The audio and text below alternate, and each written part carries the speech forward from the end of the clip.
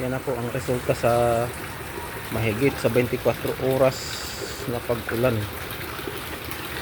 sa harap ng bahay hanggang sa likod.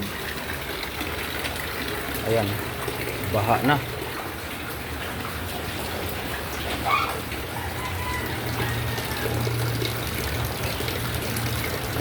Tingnan nyo mga kapatid, mabuti na lang mataas-taas pa yung flooring.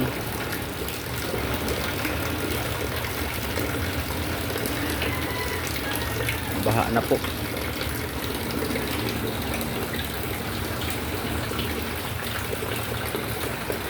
At tuloy-tuloy pa rin ang ulan. Ayaw ko lang mamaya kasi ang sa likod ng pader ng ingon ay estero din yan.